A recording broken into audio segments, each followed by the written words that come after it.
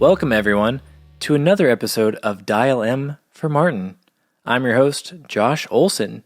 With me tonight is Mr. Kylan Savage. Hey, Kylan. Hey, I'm so excited to be a guest on the second episode of Dial M for Martin. I mean, guest, host, co-host, it's all this. But if that's what makes you the most comfortable tonight. It does. Okay. It really does. Thanks for joining us as our guest tonight, Of Kylan, course. Every time. You're going to be, yes. And our other host that we're joined by, again, is Mr. Jerry Morrison. Hey, Jerry. Wow. Hey, guys. How's it going, man? I'm so happy to be here again. You said host. That's so cool. Thank you. Yeah, no, I think I know. I these- downgraded Kylan to a guest. Jerry's a host. It's like I love that. It makes my responsibilities way less. This is great. No, yeah. I'm super happy to be back. I could talk Starflyer for eternity, so good to be here. Wait, Starflyer. This is not the last Starfighter podcast. I could also talk the last Starfighter for eternity. All right. Me and Jerry are going to start a Jerry new... said he was prepared to go whichever direction we went, and he really true. is. He's ready to talk about Last Starfighter and Starflyer. Yeah, so we're doing this. I mean, this is going to come out way later, but obviously we're recording this on just a super normal Tuesday evening, right, gentlemen? Just a regular... Nothing extraordinary happening. No, I haven't heard anything. Nothing at all. Is there anything going on? I think it's maybe I made a pizza earlier. Is it there Tuesday? you Is go. it Mardi Gras? Maybe Tuesday, it's a right? Super That's Bowl. Fat Tuesday? Yeah. Fat Tuesday. Fat Tuesday. Yeah. Let's just call it Fat Tuesday. Yeah. Definitely not election night. Nope. So, Definitely no. Yeah. We're not So- avoiding anything here. No. We're spending our time wisely talking about Starflyer. Yep. Exactly. That's true. It's very true. Fun fact for everybody. So, the way recording versus release, it's always a little more complicated behind the scenes. But this is my second interaction, or I guess my second discussion involving someone within the Martin family this week. Oh. So I didn't really get much of a chance to talk to him, but the other show that I produced, the Everglow Show, interviewed Ronnie Martin last night. So I'm just all Martin all the time. All Martin That's Bros super all fun. week. Yeah. Yeah, it's a very Martin week for me. It's funny, Ronnie popped up on my Facebook feed earlier this week talking about Halloween. He shared a picture of somebody from his church that dressed up as him for Halloween, and he was commenting on how, like, he said it's not every day that someone dresses up like him for Halloween. I had to remind him that when we took Joy Electric on tour in '99, I stole his red jacket from his truck. And dressed up as him for a Halloween party that year. You're the that's first great. one, probably. You're the first. Right. And he wasn't happy about it. He saw a picture because I had to draw. I couldn't grow facial hair, and I had to draw like some big sideburns on. This was like nice. Christian Songs That's era. when he had the big chops. Yeah, Christian Songs era, Ronnie Martin, and I drew these big chops on it. He did not think it. He's like, it doesn't even look like me, bro. It doesn't even look like me. He wasn't happy with the loving homage. It had to be accurate. Yeah. So anyway, good, fun Martin story. That is fun. What band was that in, Jerry? Just in case That was a band called Bleach that I used to. I was the bass player for. That was actually my first tour with Bleach. I was nice. You fresh-faced- made impressions on your first tour. I did. I was a fresh-faced baby. I was 19 years old, I think, 19, 20 years old. So, yeah, nice. 20, I think. I just turned 20 that spring. So, yeah, it was fun. It was a good time. I love that. That was Joy Electric and Miss Angie. That was a fun tour. Sounds rad. Fun. Yeah. So are you going to be Ronnie again for next Halloween? Because now someone else has done it. So now you have to one up. You have to establish dominance in the Ronnie Martin Maybe costume department. Yeah, I need to assert my I'm a forefather That's true. and a trailblazer is how I view it. So like Can't have these other people moving in. Right. All these true. children. Come on. Yeah, right? Come on. Yeah, they probably didn't even do it that well. Yep.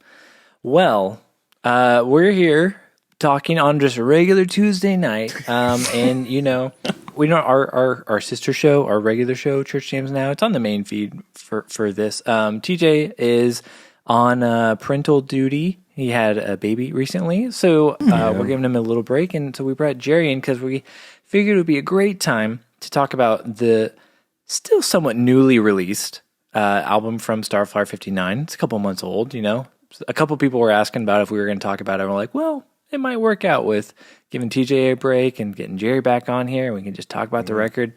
So that's what we're going to be doing tonight. Sweet. This is fun. I mean, it's going to be a little bit weird. I feel like we can kind of jump right into it because Jerry's been on the show before. If you haven't listened to our other Dial M app, you can hear a little bit about Jerry's backstory about how he's an OG fan from the beginning.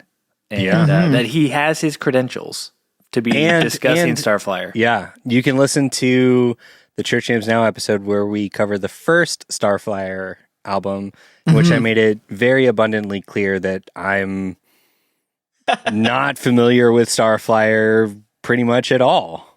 Did I flop that? I think I flopped it. Yeah, you and DJ both.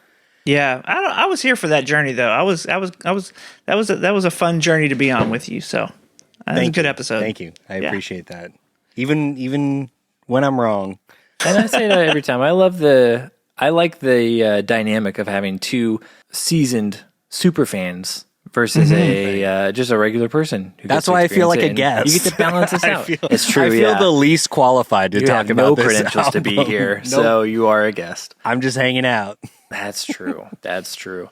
Well, let's start talking about, let's do some facts about the record, and then we can talk about listening to the record before we get into the record and what we experienced since it only has been out a couple months. So, Starflyer 59, we're talking about Lust for Gold. The members for this record are a little bit more than the normal. So we have Jason Martin on vocals and guitar. We have Rob Witham from the band Fine China on guitar and keys. This is the first time Rob's contributed to any Starflyer, to my knowledge. So he's a new addition. Of course, we have trusty bassist Stephen Dale returning again, friend of the show, and Charlie Martin, Jason's son, on drums, playing on his second or third. Did he do Vanity? I think he did Vanity too. Yeah, I want to say that he did. Yeah, I know he did Young in My Head. Yeah, I do. And it would make sense that he did Vanity. It would make sense. Yeah, you remember that, Kylan? Okay, for sure. For sure. I'm gonna weigh in here. We definitely know. And then we do have Frank Lenz returning for some percussion and strings. Frank Lenz famously played with them on Jerry's favorite Starflyer record of old. Yeah. Fun fact, we've heard recently since that episode, we talked to Aaron Sprinkle, and Aaron Sprinkle said that Frank Lenz is the best drummer he's ever had the pleasure of tracking, and that on that record, he did not move a single drum hit from Mr. Lenz. I believe that 100%. Yeah, that's crazy. It is crazy. And just for the record, I think my favorite album may have flip flopped back to Dial M. Just for the record, as I was listening to this album and going back and doing some comparison, I was like, oh man, I really love this album. But man, they're so close. But yes, old. Okay. Frank Lenz's fingerprints are all over. Like we'll talk about this later. But yeah, I love that Frank Lenz is back. Yep. Yeah. It's so fun. Okay. Make sure you clear that with us next time you're going to change your favorite album, okay? So we're clear in the future. All listen, right. This is all fluid. You need to know what you're getting into. Yeah. No, this is real Kylan energy. I don't know if I appreciate it. Just sitting on the moving in on your turf. You can't hold me down. You can't pin me down. Sorry. Sorry, not sorry. All right. That's fine, I guess. All right. I got two Kylans on this episode with me. What am I going to do? All right. Let's talk about the record. So the album Lust for Gold was released on August 16th of 2024. It is the 17th LP in Starflyer's discography, which that alone is crazy.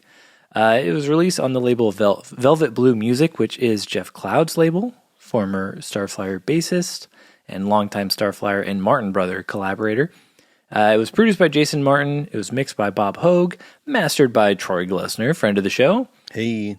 Artwork and layout was from Jason Pickersgill from the Lassie Foundation, who did artwork on Gold. So we're going to talk about it, but this is really, it's in the name, and we're really digging back into the Gold sound. Runtime is 8 songs at 37 minutes and 33 seconds, and I have some fun facts. If you're part of the Starflyer fan group on Facebook, that you may have seen me post some of these nerdy facts before, but I'm sharing them on the podcast now. This is the third longest gap between Starflyer 59 records at 1,036 days. Slow is the longest gap, and Young in My Head is the second one, which was only 1 week longer. So if Lust for Gold had been released a week later, it would have been tied for second longest. At 37 minutes, this is really exciting for you, Kylan, isn't it? Very exciting, I can tell. And at 37 minutes and 33 seconds, Lust for Gold has the longest runtime since Old. It makes it the 7th longest Starflyer 59 record and Jason Martin record, if you're counting Bon Voyage, Neon Horse, Lo and Behold, Low Tom, and Brothers Martin. The average Starflyer 59 runtime is 36 minutes and 39 seconds, so we're about a minute longer than the average runtime. Wow. So, yeah. That is actually fascinating to me. See? Thank you, Jerry. Thank you. Because it doesn't feel... it doesn't feel that long. No. Oh, boy. Yeah. Yeah, Oh, yeah? interesting. Oh. Okay. This is wonderful. Let's talk about that, Kylan. Because you were aware that there was a Starflyer record coming out because you're friends with me, and because I maybe talk about Starflyer. I take the liberty of talking about Starflyer a lot on the Church Jams Now social media. Yes. But did you listen to it at all whenever it came out or anything? I did. I listened to it the day it came out because you're my best friend, and I want to I want to stay on top of things that you find interesting. So I didn't listen to any of the singles because 909 was the single, right? That was released a little. Was there another one? That was the just only one, that? I'm pretty sure. Okay. I didn't listen to that when it came out because I wanted to listen to the entire record. My man. And yeah, no, I was like, well, if I'm going to listen to this, I'm going to do it the way Josh wants me to. And I really dug it, man. It's like Starflyer is just like, it's such a vibe band, which we'll get into once we go track by track. I think we talked about this on our Church Jams Now Starflyer episode. It's really hard for me to like write notes on albums like this because it's just like such a vibe. Like, and I don't mean this in a disparaging way at all. It's like the perfect music to just like put on in the background. And then like if you put it on a couple times, like, you know, you pick up on like a couple things here or there, but it's like, it's so just kind of like droney and spacey. Like you can just like vibe out to it and do something else. And I think that's, I mean, I say that as a high compliment, but it did make it really hard to write notes for this record. That is fair, because a lot of my notes are like very like contextual, like this is the first time Jason's done something like this in a long time, which means this, versus like actually talking about like, oh, that's perfect, cool riff. because I have none of that context because, yeah, I don't know any. Yeah. That's real fun. I had a hard time. See, when you guys asked me to do this, I was, I very purposefully didn't listen to the album until yesterday. Like I wanted to take a little break because I listened to it a lot when it came out, and I was like, I want to take a little break and come back at it with some fresh ears. But I found myself running into the same issue. Like I found myself just kind of sitting. Like I'm like, okay, I'm gonna sit down and take some notes. I want to like, you know, want to come into this, and but then I find myself just kind of vibing. It's like, oh Yeah. And like the song's over, and I'm like, oh, I didn't write down any notes because I was just like, yeah, exactly, just in a zone, just like enjoying it. Yeah, yeah. So yeah, that's they are a vibe band for sure. yeah, impervious for note takers out there. But I feel like that's a compliment for the record. Like, hey, I wanted to write stuff down about this, but I just enjoyed it too much. I couldn't. Yeah, Yeah. I was just digging it. Yeah. So I want to turn it around on both of y'all as like longtime Starflyer 59 fans. What was your experience leading into this record? Because I have no concept of like when it was announced and like all the stuff Josh was saying of like the amount of time between the last record. So I want to hear about sort of your awareness of the record leading into like listening to the record. I don't know whoever wants to go first. Well, I mean, I think we were teased, or like Cloud had mentioned something, that there would be a Starflyer record this year sometime, probably late last year, and it'd been since 2021, so it'd been a while since Vanity. So I think we were all like figuring Jason had something coming, and then I think Cloud mentioned it. So I think we were all kind of aware. And then whenever it happened, it was announced, and then whenever it came out, just what did you say? My perspective, or just like my experience? I'm just curious about your experience upon like hearing it actually announced. Was your excitement growing leading into the record, and then how did without getting too much into it, because we're going to do that in part B, but like how did the record sort of hold up to those expectations? I was obviously very excited about it. Every time there's a new Jason Martin, especially Starflyer release, it's very exciting for me, because I've only got to experience a few at this point, but a couple of years worth. So I enjoy it. It's always a big event. I always love in the Starflyer group, everyone's like always just talking. It's very active. Everyone's talking about stuff. And I will say that as people started to get the record, I got mine pretty early as well from the pre-order. Cloudstone not pretty early, but there are a couple of people that got theirs before me, and everyone was talking very, very highly of it. And really, for the most part, I think has continued to. So, like, obviously, there's a lot of people that are just, like, hyped for the record and are going to love it whenever it comes out. Or, like, you're going to have, like, a honeymoon period kind of thing. Right. But this one, it felt like it was more than that. Like, it seemed like universally, like, everyone was like, this is a important release. And potentially one of Jason's best, or at least one of Jason's best in a long time. So very important in that regard. And that was, I feel like, the kind of the fan consensus, or just what was getting swirled around in the fandom. Sweet. Cool. Jerry, what about you? Yeah, so I think I'd missed. So believe it or not, I was a latecomer to that Starflyer Facebook group. I think I just joined this year, probably close to when this was announced. This album was announced. So I'd missed that there was an album coming. I think maybe we had texted about it at some point that it was announced, or that it was coming, and it was like, and then I saw the pre-order, but I'm kind of a dummy, and I missed, like, I didn't pre-order anything. I'm real bad about that stuff sometimes. I'm like, oh yeah, I'll get to that. I'm going to pre-order that because I really want that. And then I just completely dropped the ball. And so I didn't get to hear any of this until it was released on streaming. And so I was seeing everyone getting their releases, and because I really, really, really wanted one of those tall boy CDs, the long box. The long boxes. Those were so cool. And I was really bummed that I missed out on those. But for me, it was like, it felt important. The fact that the album was called Lust for Gold, I'm like, oh, this is going to be a throwback album. Like, he's going to lean into kind of this old school love for gold is kind of universally, in my opinion, is universally loved by a lot of people, and it feels like, to me, it was like, they're gonna, like, he's kind of leaning into that, and I have some thoughts and opinions on that we'll get into when we start breaking it down. But like, I'm actually pretty surprised at like it's so interesting to me, this album. Like, when I started listening to it, it's like it feels like a modern Starflyer album to me. Like, it just feels like the most natural progression from their most recent stuff, but it also feels very nostalgic and old school and like a throwback album. Yes. Like, he's managed to kind of do both. Yeah, it's real interesting.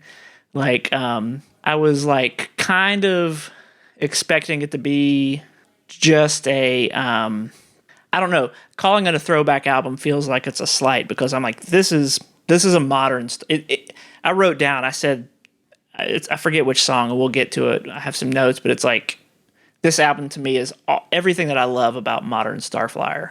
but with some nods to like what To made the me older stuff. Yeah. yeah, what Yeah. made me fall in love with Starflyer in the first place. So yeah, it was Yeah. cool. I've been super into this album for sure. Okay. Well, and I think I forgot to mention that this is kind of like the album I feel like fans have been wanting. Like everyone's been like, Jason, go back to the big like heavy reverb guitar sound. Yes. And he's just been doing like his like indie pop thing. And then kind of like with Vanity kind of was like leaning that way a little bit. And then I think whenever people heard 909, they were like, he's doing it. Like He's going for it. Yeah, this is like what people have been wanting, which is funny. Yeah. Whenever you get what you want, like, is this what you actually wanted, or is it not? Like, so yeah, we can, but it seems like it was. Well, what's really fun for me, once again coming in as like a Starflyer neophyte. Like I've only listened to like a couple of albums, but I think just like based on what I've listened to, like musically, and then also what he's referencing lyrically through a lot of this album, I also kind of got that sense, Jerry, of what you were talking about. Like this to me felt like a really good synthesis of what Starflyer is doing now, while also like reaching back to those older sounds that longtime fans seem to really love. Yeah. It's almost like if y'all will indulge me, it's almost like Scorsese doing Goodfellas, right? Like after doing Mean Streets, right? Like he did Who's That Knocking at My Door, Mean Streets. He's doing all these gangster movies in the 70s, and then 1990 hits, and it's like, oh, okay, you want a gangster film? Here's like a modern whiz bang, like absolute dynamite gangster film that's also kind of a throwback to my older stuff. Yeah, that's Thank you. exactly that. Thank Lust you. for All right, I'm done. Goodfellas. Yep. Thank you guys so much for having me. I think that's gonna do it for me. That's all we needed. Yeah, you're good. You can lean down. Bye. All right, cool.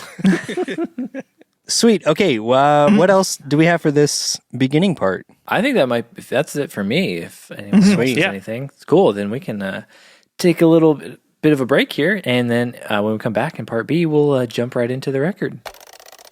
Hey, Jammers. We're talking about our favorite sponsor ever, CollideRecords.com. And this episode, we're talking about one of my favorite bands, which is Starflyer 59. And there's some Starflyer stuff at Collide, but I also want to talk about one of my other favorite bands that Collide has in stock, which is another Southern California band called Thrice. And if you're a Thrice fan like myself, they've got plenty of vinyl and CDs in stock. I actually had my sister-in-law, for my Christmas present this year, she was asking what to get me, and I was like, actually, I've never got the Artist in the Ambulance Revisited vinyl that they released last year. So that's what I asked for, and you know what? She got it from Collide Records for me, and it looks and sounds great. Ayo. That's awesome. Nice. Did she use our promo code? She did, in fact. So it was kind of a double present to me, which was great. That Yes. is. What is our promo code for people that don't know? Oh, you looking at me? I am. I'll give it to the people. It's Church Jams now. Ooh. All one word. So first step, use your fingers. 2, go to colliderecords.com. For Thrice Records, quadruple your savings. Hold on. There's something I don't know here. if that There's math something here. holds up. But only No, 20%. there's something here. No, you can find it. Yeah, you got it. There's something here. 1, use your fingers. 2, go to Collide Go Records. to Collide Records There it is. to get a Thrice record Thrice Records. for all 4 of your friends. Boom, there it is. One for each member of Thrice. Ah, there it is. Yeah. All right, so once again, go to colliderecords.com and use our promo code ChurchJamsNow at checkout for 20% off your first purchase, which is super rad. Once, twice, thrice a lady. Let's get back to the show. All right. Well, we're back. continuing to talk to our guest Kylan and Jerry. So happy Host to Jerry be here. and guest Kylan. Thanks for still being here. You said you were going to leave after the Goodfellas comparison, which was very good. It would have been great to end on, but you know what? We're glad you're sticking around. Yeah. I It's good don't to have see you. anything else. I know you don't have going any notes tonight. Yeah, you also don't have any notes. You said so. Correct. We'll find No, a way to get through. I'll bring up the Goodfellas thing again. Okay, cool. I look forward to hearing. I'll act surprised whenever it comes back to. Perfect. Yeah. Whoa, cool. Nice. I guess I'll just drive this whole time. All right. Well, That's right. we always on Church Jams now we always say if we have any overall thoughts on the record. If you have any, you're welcome to share. I feel like we just kind of went through that, but if anyone has anything they would like to share. My only thing is, hey, this is a big record. If you love hearing songs at 85 beats per minute, it's a big record for 85 BPM lovers. That's like your sweet Yeah. spot, right? You love the slow. Is that like still is that approaching mid tempo for you, or is it Yes. slow enough? Yeah. It's we'll get into it. It's on the cusp. Okay, all right. Well, let's get into it with the first track. Jerry, do you have something? Oh, I was just gonna say that's interesting. That's a really funny because I was going back and listening to some as I was going through track by track. Like I'm like, oh, this reminds me of this track. This reminds me of this track, and this like guitar part. And it's like the one thing that I noticed was the older stuff was so much slower. Oh yeah. I mean, we're riding it. I mean, we're riding at about 60 beats per minute, maybe. Oh yeah. That's an exaggeration, but yeah, that's funny. You're right though. 85 beats per minute, man. That's like his pocket. Yeah, that's my only commentary there. That's funny. We'll see. That's normally approaching mid tempo is where Kylan tends to check out. So we'll see if we lose him in the 85 beats per minute realm. What if we'll see. Goodfellas just starts playing on this TV? I just like zone I would out love the rest that. of it. You're just Yeah, I watching would love it. that. You're watching your screen to watch that screen. So you look like you're paying attention, but you're just watching Goodfellas. Yeah, backwards. All right, well, let's get into it with 909.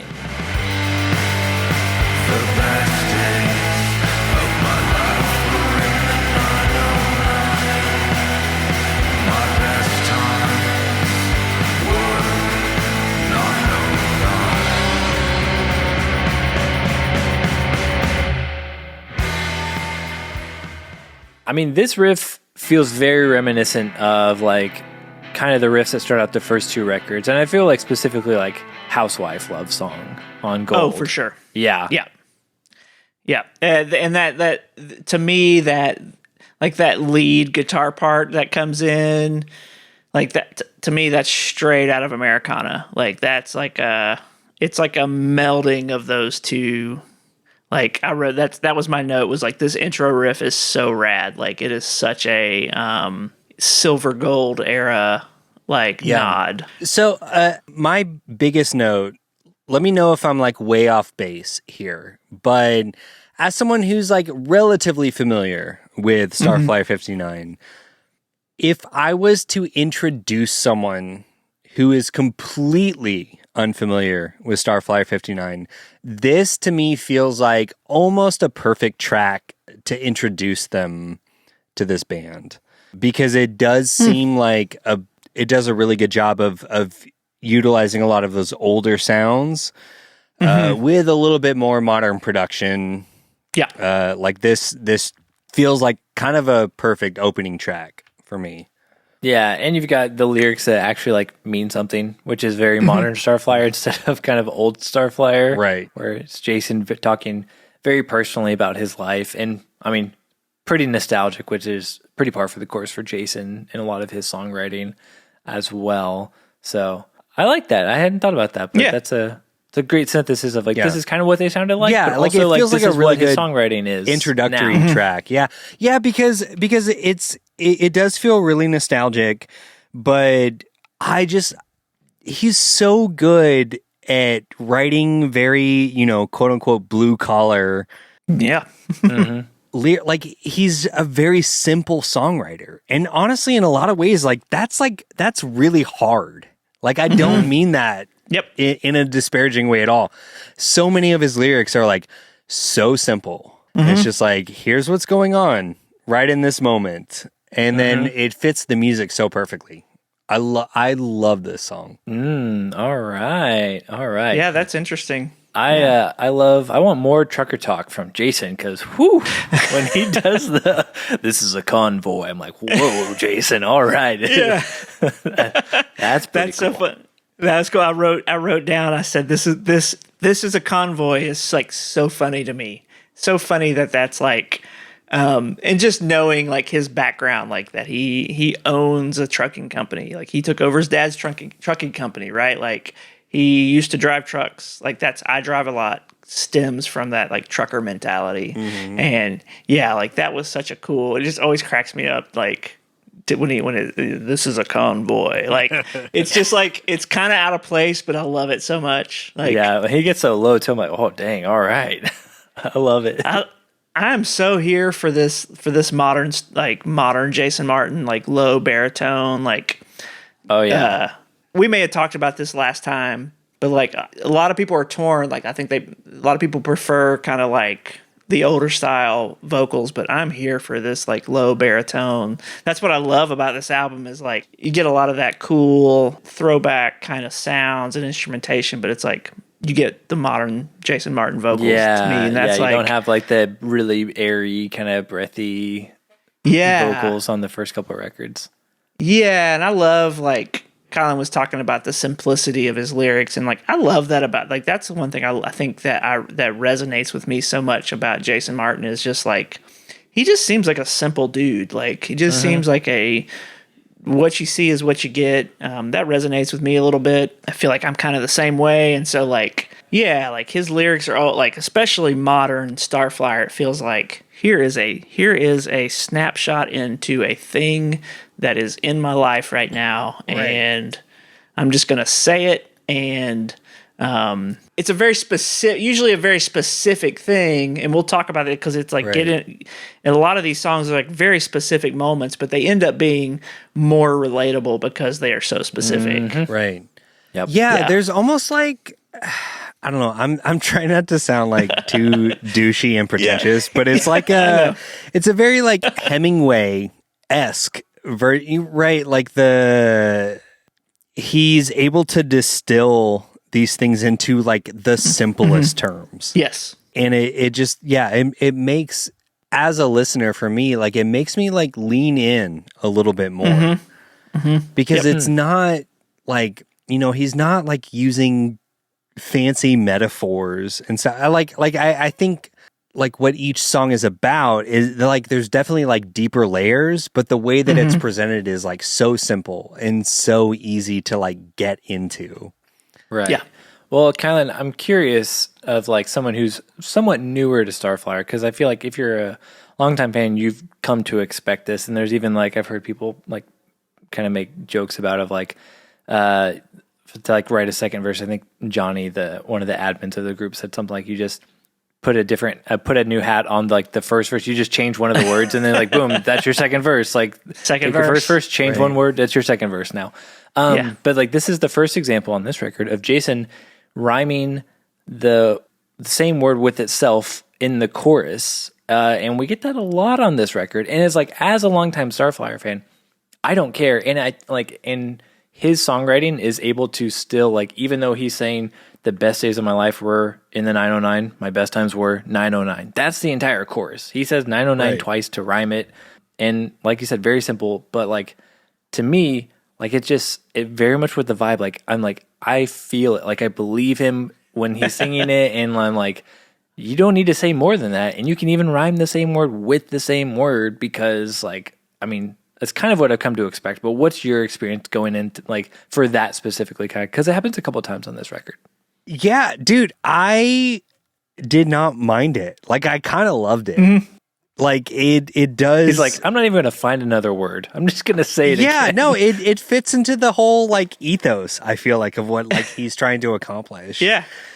And it's just like, yeah, okay. Like, you don't, Very like, much the a whole, DGAF, like, the whole, The Office Kevin meme of like, why say many words when few words work or whatever. Or like, yeah. It's just like, no, this is perfect. It's like, it's an economy of songwriting that I'm so happy with, honestly. Yeah. Like, I wish I could do that because everything I could like, never, like, I can't just write a song about like it feels like he just like sits down and like looks around and is like, this is a song. Here are things that I see. But then it feels so much deeper. Mm-hmm. And I'm just like, man, fuck you. Like, that's so good. It's so good. Yeah. It's the kind of songwriting that it takes 17 records to get to. Yeah, exactly.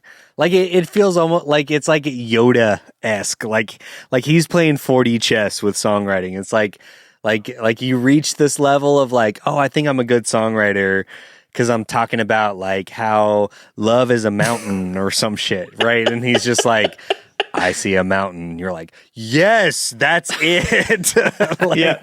I see it too, Jason. Yeah. That's amazing. Yeah, it's I couldn't tell you what. I don't even need to know what 909 is. And it's like I feel that. I feel you don't need to know. That's the wonderful part about it. Sure. It's like, oh, I feel that too. Yeah, the best times were 909. Thank you, Jason, for saying it. I'm glad somebody said it. Yeah.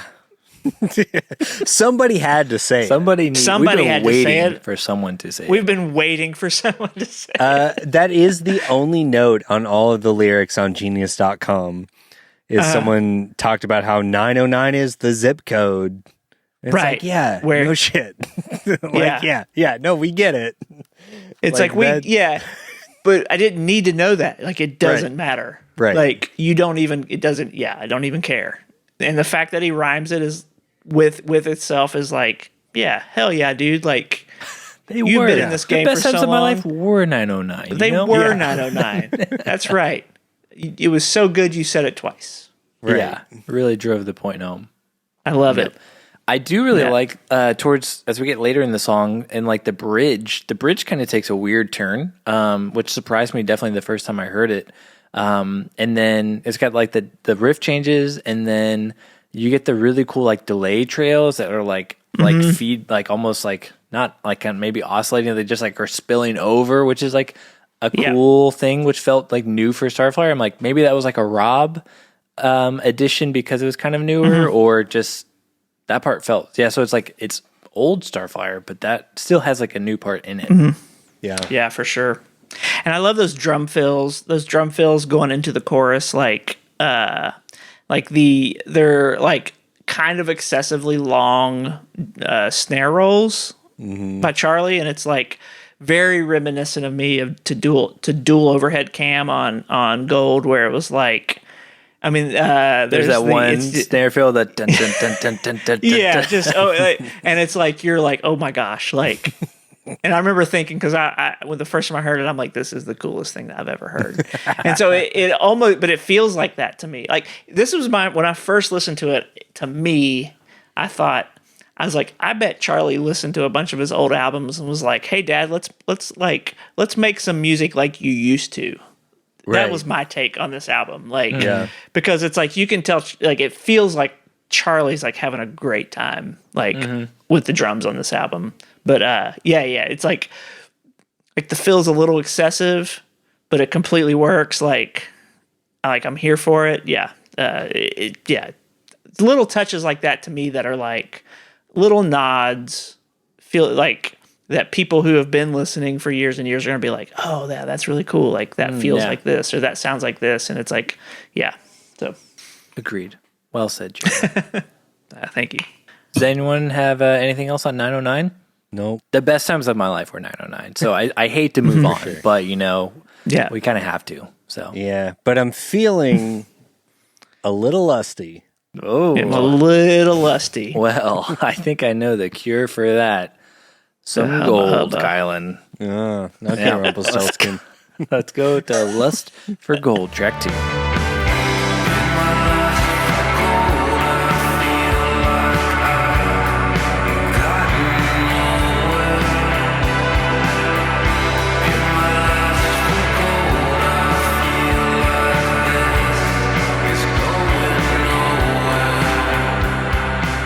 Okay, I love that this starts very similarly to track 1. Like, I love that both of them start with like 4 bars of just the electric guitar doing like a really simple thing. Like, so good.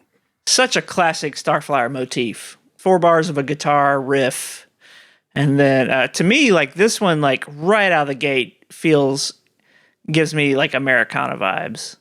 Like I found it very interesting, like given the title of this album, Lust for Gold, and like it's like, oh, this is going to be a throwback to the Gold album. But to me, like there's so many sounds on this album. On one hand, yes, it is it is such a modern Starflyer album. It's everything I love about Starflyer today. But like you could put this album in between Americana and Fashion Focus, or Fashion Focus and Everybody Makes Mistakes, and I'm like, yeah, that makes sense. Like it's right there. Like it feels like there's touches of gold and silver, but like to me, it's like it is easily could have been that album to bridge Americana and Fashion Focus, right? Like those, like you could easily slide this album right there, and it's like, oh yeah, that makes a ton of sense. Like this album to me is like, it feels like Heart Taker on Americana, because it's like that, like those staccato triplet like drum fill is very like reminiscent of that, and like the acoustic, it's kind of driven by acoustic guitar, and it's got the synth. I love this song, man. Yeah, it's good. Dude, me too. It's my favorite song on the record. Really? It really is. I'm not trying to be a basic bitch having the title track be my favorite. Track, yeah. But it was waffling between this and another one. But this is fully my favorite song. That's amazing, man. Yeah, I ranked my favorite songs, just FYI. Like I ranked my favorite songs in case we got there. I didn't know what to be prepared we'll get for, there. but yeah. If you did that, yeah. Yeah. Sorry, I didn't mean to cut you off, Kyle. Oh no. This song to me is like the National doing a Cure song. Yeah. And especially because okay, so like the new Cure album just came out, and it's got a lot of these kind of vibes too. It's a little more spacey, a little less down to earth, but I've just been awash in shoegaze, I guess, the past week. But yeah, man, this song is just so good. I need Jason Martin and Matt Berninger to just like get in a room and just write a song. Although I don't know if you could tell the difference between their vocals. Like if they're both like tired. Yeah. Like so low. It's so low. It might be a song that could put everybody to sleep. And I mean that as a compliment. Just maybe we'll try to out baritone each other. Use some more sleep, it's what we need. I love hearing that, Kylan, because it's not my favorite song, but when it came on, like this one just has the feels to it. Like whenever, even if we're playing it right now, and I was like, man, this isn't my favorite song, but it is up there. Like it's just, it's so good. And then like, even if you don't have like what, like he's talking about kind of like pining for that gold era or the sound, and like taking it back. And I mean, like, were you like, it just felt so long, and like chasing that in like for a moment, thin as air. Like it's kind of lusting for gold is like obviously the metaphor of like you're trying to find treasure, but also like in this sense, it's maybe like looking back to that time in his life. And so even having like a relatively like limited knowledge of Starflyer as a band, like I obviously kind of got a lot of what he was talking about. Yeah. Of like that, like I know enough. And I'm like, okay, I see what you're doing. And I just loved it. Like everything's so straightforward in the best way. Like the synth strings, like almost just feel the strings are like so good. But it's like it feels so like Franklin's. like default setting. Like everything just feels like default settings, which makes way for like the song to like hit you emotionally, right? It's like it goes back to what my sense of the Starflyer ethos is, right? Like like we don't need to spend a shit ton of time in the studio like dialing in like every single sound and EQing it. It's like, okay, like this is the default on my keyboard. I'm going to do that because the music is what's going to hit people, right? Let's move past all of that like music nerd bullshit and just focus on things that are going to hit people emotionally. And this song does that in spades for me. Yeah, it was like the most natural thing possible to me. Like, that's what I thought when I first heard it. It's like everything that I heard was like, that's exactly what I expected to hear. And it's like, yeah, you're exactly right. It's like, I'm going to turn on this keyboard and just play a part. Like, I'm not going to think about it. I'm just going to play this part. And it was the most natural, and it fit, and it was like, it served the song, and it's like, that sounds great. Print it. Move on to the next one, right? Like, we're not gonna exactly. Sit, I yeah, love we're not it. gonna sit and like, it's just like effortless and natural, and just like you just want to get lost in it. You just want to sit and just like. I just find myself like that particular. It's not my favorite song on the album, but like every time I hear it, I'm just like, hell yeah! Like I can just like nod my head. I can sit and just you just get lost in that. Like it's so effortless. Mm-hmm. I love it. Once again, we have a chorus where it's using the same word. It's basically the same line. He just changes a couple words. For "In My Lust for Gold," I feel like I've gotten nowhere. "In My Lust for Gold," I feel like this is going nowhere. It's the same line, basically. Right. So, but it works. But it works so It totally well. works. and like it's his songwriting too, but also like in his like I believe him. Like I'm like I fully believe that Jason, you feel this way when you were writing and singing this song, and like.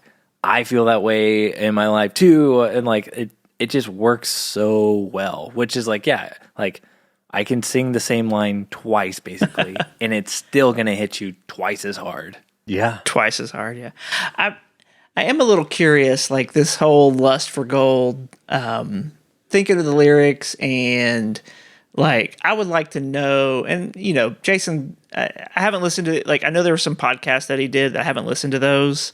Where he talked, I think recently he talks a little bit about this album and stuff. And shamefully, I haven't gone and listened to him. He may cover this, but like I remember when the album Gold came out, and like people were kind of bummed about it. And I remember reading some interviews with him, and he was kind of bummed about it. Like I remember there was this one line that stood out where he was like, "Yeah, I probably got too involved in that album," and like. I think he said something like, I put my big old face in everything. And like, he had some regrets on like how that album was produced. And like, cause it was all pretty much him and Wayne Everett and Gene Eugene, like making that album.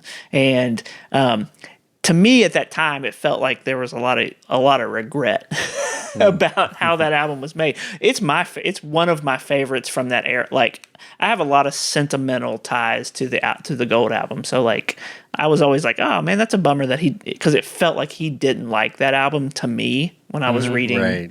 So I would love to know like his thought process on that now, and like looking back, and even like the song, we'll get there, but like 1995, like he seems to be very nostalgic for that time of life, and it just feels interesting. It feels interesting to me now, like, and I'm 40, like I'm 45, and like looking back on those years, it's like I would be interested to hear his take on like what's different now versus how he felt then, like why he's looking back so nostalgically to that time versus to when he did it. It was like, yeah, he didn't seem like he was too thrilled about it. I don't know. That was like, I keep thinking about that, like on this album, like what is he pining for? I don't know. It's super interesting. Yeah, like wanting to relive that time again, or maybe to go back and like kind of like, oh, I could have done something, could have done it better. But then there's could have also done it differently. Yeah, but then there's the added layer of like having his son involved too, with like with going back. Like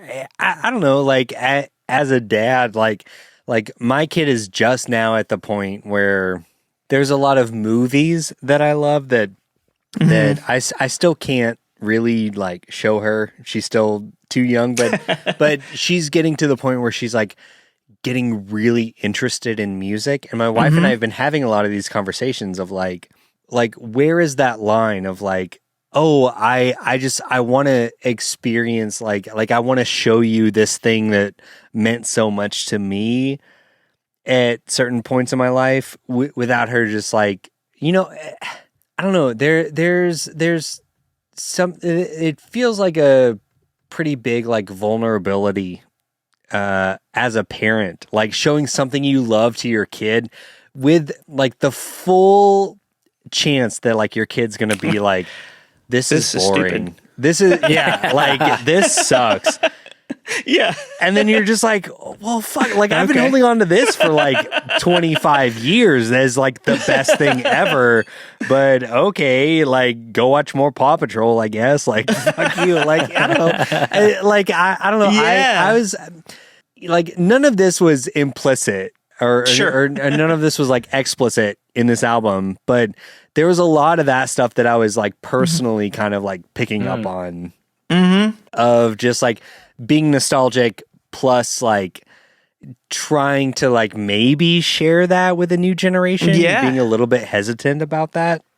Or like I truly wonder if Charlie was like, listen, Dad, these old records are cool. Right. And I could see where Jason's like, yeah, whatever, like they were fine. Right. Like but he's like, no, this is really cool. Like, let's make an album where we do this. And it's like I could see where it'd be like if like in putting myself in that position, if my kid were like, hey, Dad, this is actually pretty cool, this thing that you did. Like it's funny, like my kid has become a Bleach fan, and it's like he likes to talk about Bleach stuff, and it's like, oh yeah, that's pretty cool for me to hear as a dad, right? Yeah. Like, oh, my son thinks this thing that I did was and pretty cool. It recontextualizes a lot of that stuff. No, yeah. I fully credit Charlie with like kind of Jason's. I mean, we're seeing a lot of output from him this year between a Starflyer record, a Neon Horse record, and then like even a second Starflyer like reimagined songs record. And I fully think that that's Charlie just getting to be like, Dad, let's jam and make music together of like your stuff too, because Charlie has his own band. Because Jason said on Young in My Head and Remind Me that he just like wants to make music, write songs with his kid or whatever. And I think Charlie wanting to do that in the Starflyer context has reinvigorated Jason to be like, yeah, you know what? I'll keep doing Starflyer, like as long as I got you. Yeah. Yeah, that's cool. Yeah. No, I love that. Yeah, I think that's right. I think that's pretty rad. Like when you have a kid, I mean, Charlie's talented in his own right, like with his own songs and stuff. So I think it's a real interesting take on it all, to be like that his kid's kind of driving the boat a little bit in that creative. Yeah, I think he's just pushing him, be like, hey, Dad, just keep doing what you're doing. And Jason's like, yeah. All right. It's pretty cool. This has been another great episode of Disco Dads. Sorry. It all comes. Yeah, I'm confusing all of there's so many shows. All of our here. spin-off shows. Nexus. Yep. All right. Well, great transition, Kyle. Let's move to the third track. Oh yeah, you get a big old inhale there, because we're going to be talking about My Lungs. Track number 3.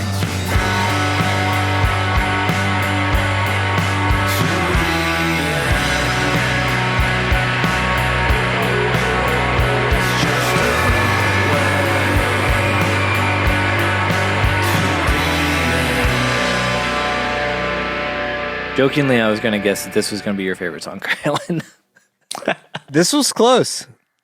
Yep. Another Jason smoking song following 2019's Smoke. Also a great song. Yeah. This is like the grungiest, right? Yeah. Yeah. On this record. I feel like this is the meanest riff Jason has done since like the 90s. Yes, for sure. Since Portuguese Blues, for sure. Mm-hmm. It reminds me a lot. Like I wrote, to me, I wasn't sure about this song at first. Like I was like, that riff, man, it's so gnarly. It's kind of like, it's a little cock rocky. Like I wasn't sure about it. But it reminds me a lot of, like, it feels like an old outtake to me, which like it just, I don't know what, there's some sort of, it's here. It's that droney guitar riff right when it's playing on that like pre-chorus. They did a lot of that on Old, where it was like these kind of hooky, repetitive guitar parts, and I love it. That's one of the things I loved about Old. But this song was like just it's so riffy and like took a minute to grow on me, but it's become one of my favorites for sure. Okay. This one initially, and I may be conflating, like you were talking about, there's a lot of Americana. This one felt the most Americana to me. One of the first couple times I heard it, yeah. Definitely I feel like towards the end of the song, whenever like we get that lead guitar that's got some crazy effects on it, and then like we get some real big feedback guitars at the end, those are definitely very Gold to me. But like that big mean riff, I was like, that feels kind of Americana. But. Yeah, it's like, well, Portuguese Blues was a bunch of Americana like outtakes or tracks that didn't make Americana, and then he wrote some other. So this feels right in that wheelhouse. But yeah, I love that feedback at the end. Like it's so silver and gold to me. Like it is like. It feels like he like grabbed that Roland. There's like a Roland amp in the cover of that Silver album. Like if you look in it just feels like he's like, oh yeah, I have this amp over here. Let me pull that out real quick and get some feedback because that's exactly the sound that we need right now. Like it just feels like the stock Jason Martin first 2 albums feedback sound. I love it so much. It's like one of those wink, wink, nod, nod kind of. Yeah, I know this is what y'all been wanting. Yep. Yeah, it's a cool song, man. It is. The line specifically, the days are long, they're long and boring. I'm like, man, I feel that too, Jason. He's not saying anything that's like very poetic or profound. Right, but you're like, but it doesn't have to you're be. right, man. Like, it's just they like, are. yeah, no, I get it. Yeah, he is the blue collarist guy for that I've ever sure. like, and I love it so much.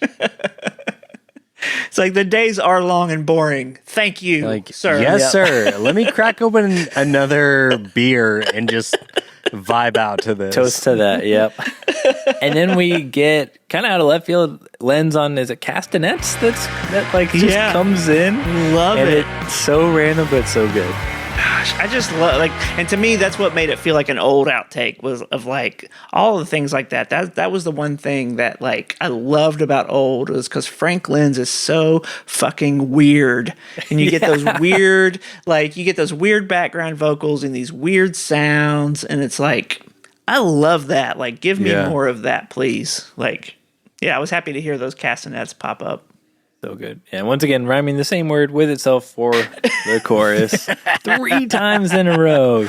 Yeah. And it works. Hey, it still works. if it ain't broke, it's don't fix it, man. broke. Yeah. Like, just do it.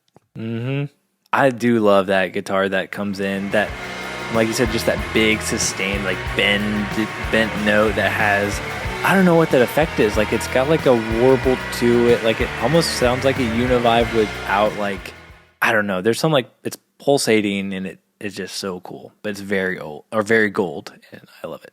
Yes, for sure. There's so many layers, like so many instrumentation layers, like even like every time I listen to it with headphones, I'm like I pick out a new sound or a new, like so many good layers on this album. I love it. Yeah, no, Jason loves the layers, and I love the layers as well. So because of Jason. All right, I think. Let's move on to track 4, halfway through the record of YZ80. Funny how it's just like then.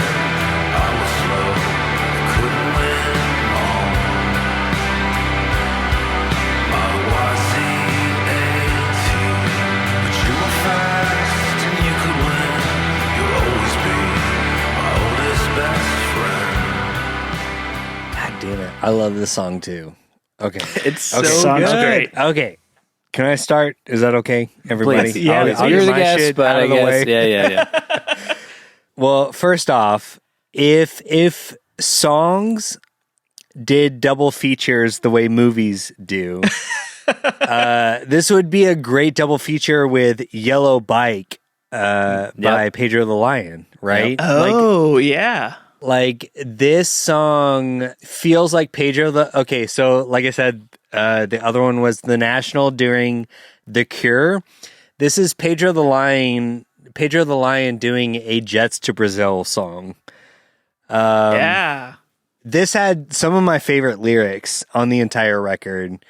Specifically, found a room for 65, a single queen where you could smoke inside.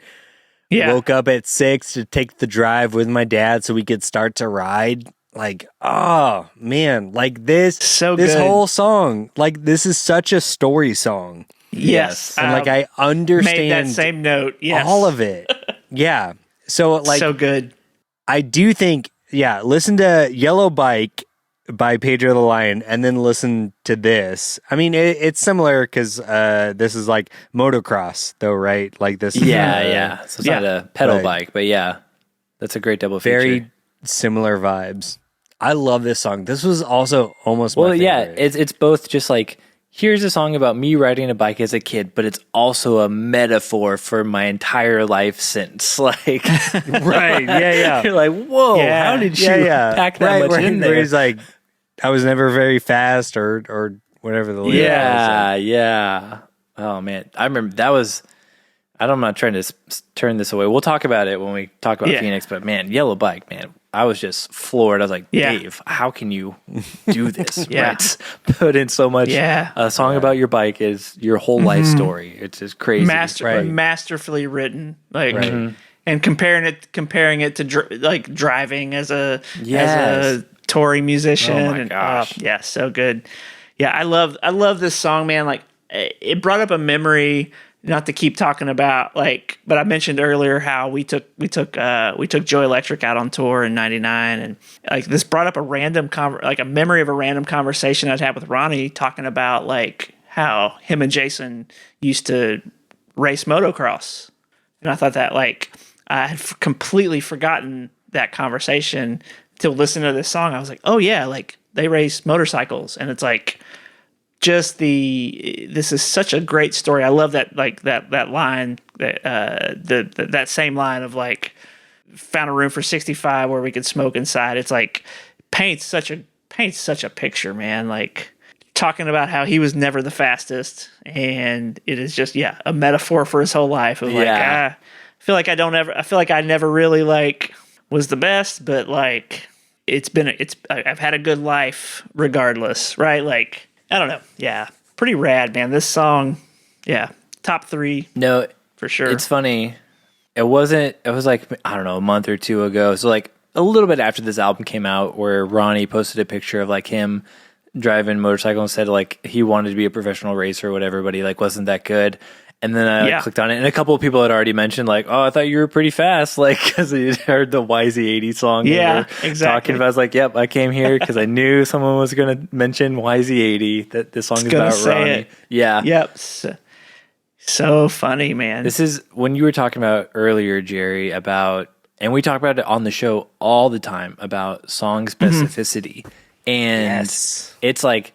You never go wrong with it. Like I've never been on a trip to Gorman to ride motorcycles, but I've been on similar trips with my dad and brother, and this song takes me right back to them. Sure. Like just placing you in that hotel room and in the car riding. Like it's just like it's so simple. It's I spent is completely effective. Many road trips like during my childhood in like smoky motel rooms.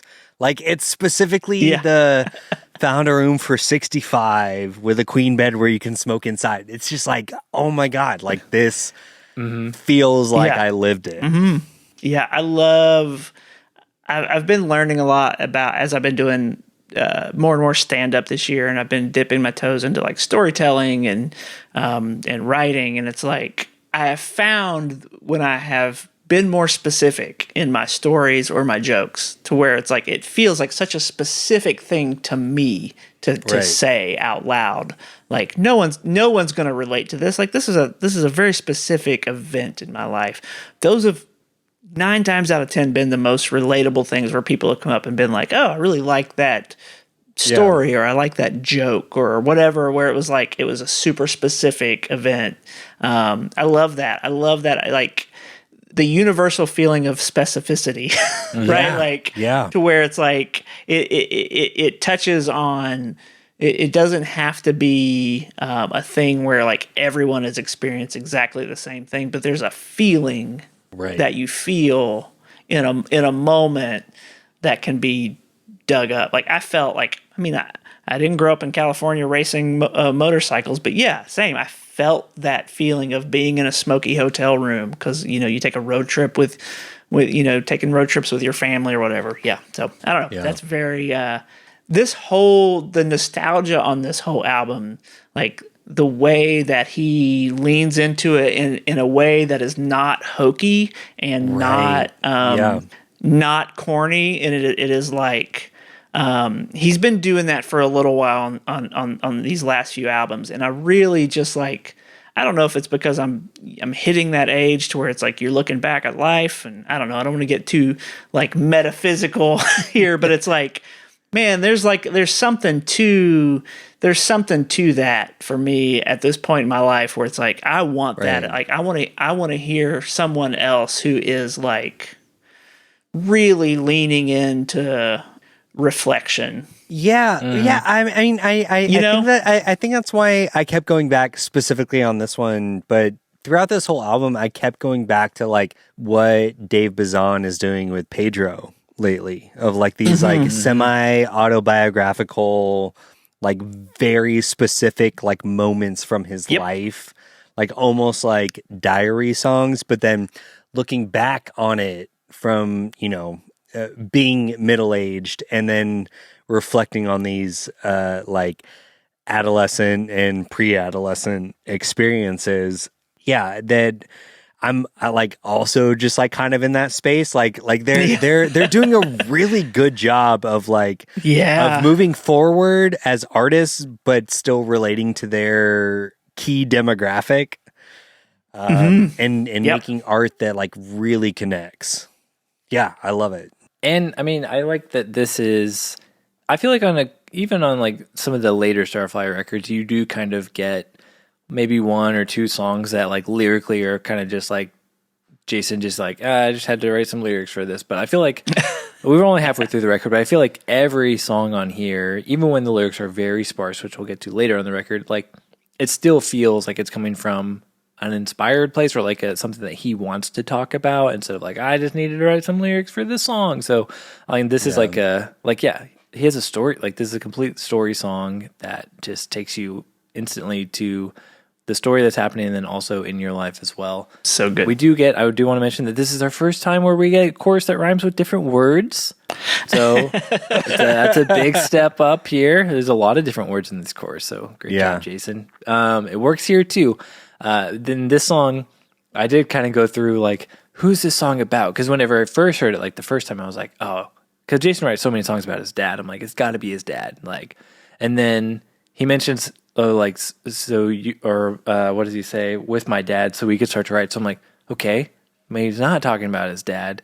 And I'm like, is it the bike? Is he writing a song about his YZ80? Because he was slow, but the bike is fast. But then on the Aquarium Drunkard podcast, which to my knowledge is the only podcast that anyone has wrangled Jason to do, since he's not a interview guy. But 2025 church change now. We're gonna get Jason Martin. I've been saying this since 2020, and Josh is unconvinced. We're gonna make it happen. Horton got him on that one. We'll see. You never know. But Jason said that it was about Ronnie. I was like, okay, that makes so much more sense. Yeah. So I immediately, like I said, when I heard this song, I thought about Ronnie talking about being like that they raced motor, because I had to look up what a YZ80 was when I first I was like, I looked it up and I was like, oh, it's a motocross bike. Oh yeah, they race motocross. Like, yeah, that's really awesome. I love that. I love the middle 8 of this song. I wrote down like the middle 8 is so cool because it kind of drops down and it does this cool walk up. Yeah. And then it walks right back up at one point into that chorus for the outro. Like, so good. It's like choice, like so good musically, like well done. Such a good arrangement. It is. Kylan, we haven't lost you on our 85 BPMs yet. You're with us 4 tracks in, it seems like. Not yet. We'll see what happens with the next song. All right, we'll see how side B treats us. All right. All right, so side A was no sweat to you, but we'll see what that's side true. B has in store. Let's see if I start sweating. Yeah, track 5, no sweat. If I leave you to yourself, you will never end it well. Cross my heart and hope to die. If I talk, I wonder why. So is it me, or is it you, or is it what? Okay, I love this walk down, and that's how, like, so good. This song is too long. I'm not surprised you said that. This is where it starts to lose me a little bit. Where all the songs start to sound a little samey. Yeah, I could feel that. This song reminds me of Fashion Focus so much. There was a 3-song 100%. There are 3 songs on Fashion Focus. Birthright, Too Much Fun, and Sundown that like this album, this song feels to me like such right in the same vein. It's a little too long to where it's like, oh, okay, I'm kind of ready for this to be done. But at the same time, like the strangeness of it, like that bridge is kind of out of nowhere. And it's at first I was like, I don't really care for this bridge. Like it kind of like, it's so different from the rest of the track. Yeah. But it is completely worth it for the way that it transitions right back into the chorus when it's done. And it's like, oh, okay, that was worth it. I'm glad that we got here. I'm glad that we got to hear from there. That was worth the journey. It was like, oh, we meandered a little bit, but now, yeah. I dig this track a lot. Mm-hmm. No, I'm with you on that. I know, right? Yeah, I mean, automatically it's in the middle of the album. Yeah. Automatically, you have a very long song. It's 6 minutes plus. You're like, okay, very kind of too much fun because it's pretty rocky too. And it's specifically the keyboard sounds sound very fashion focused to what Gene was doing on that record. So that's what I feel like. That's what I've been attributing to why it feels very fashion focused for me, which is cool because it seems like a very intentional choice of like, hey, let's get these one like, and maybe that's some of the reason for we're not going to mess around with the sounds as much because like that's what Gene was doing in the 90s and like maybe he wasn't doing as much like sound wise with it. So there's like, hey, let's just grab a sound like Gene would use and throw that on there. This has been a big grower for me. Like whenever at first same. I was like, this was a low one for me whenever I first heard it. But then the more and more I listen, I'm like, this is one of my favorites. Like it's so good. I just love the way it lurches along. It just kind of lurches at a slow pace. No, you're like 3 minutes in and he gets to the second verse. Like, yeah, it's great. It's great, Kylan. I'm here for it. Great. Yeah, Kylan's already fallen asleep listening to this song. There's a part, man, I don't know. There's a part at the end to me that makes the whole song worth it. Is it's on the outro where he's saying, he's like singing No Sweat. He's just saying No Sweat. But there's like this guitar lick that is so choice. It is so good. To me, it was worth the entirety of the song. All 7 minutes, it was worth it.